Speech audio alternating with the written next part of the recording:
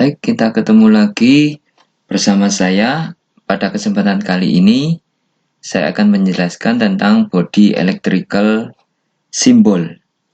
Simbol-simbol yang digunakan dalam kelistrikan body. Yang pertama adalah simbol baterai. Yang kedua adalah kapasitor atau kondensor. Yang ketiga adalah lighter. Yang keempat adalah circuit breaker. Yang ketiga, yang selanjutnya adalah dioda. Berikutnya adalah headlight ataupun lampu kepala. Yang pertama, single filament. Yang kedua, double filament. Berikutnya adalah simbol horn. Berikutnya adalah ignition coil.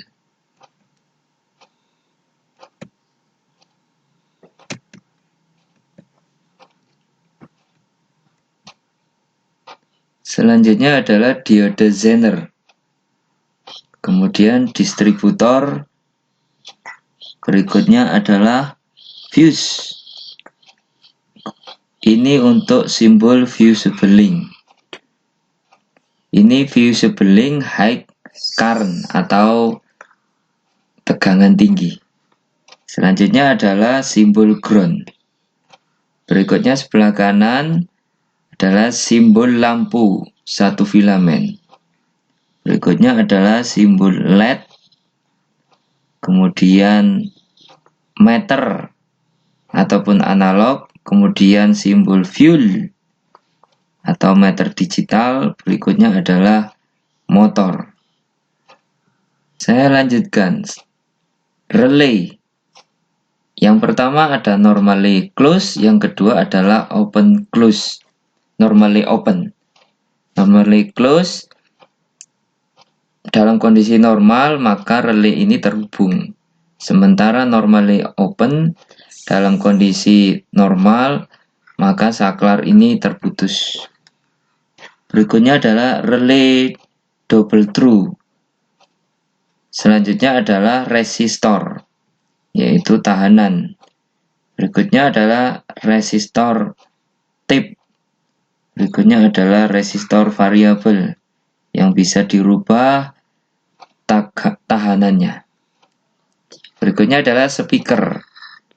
Berikutnya adalah switch manual.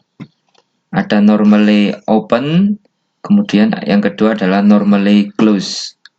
Hampir sama dengan relay ini, cuman ini ada coilnya.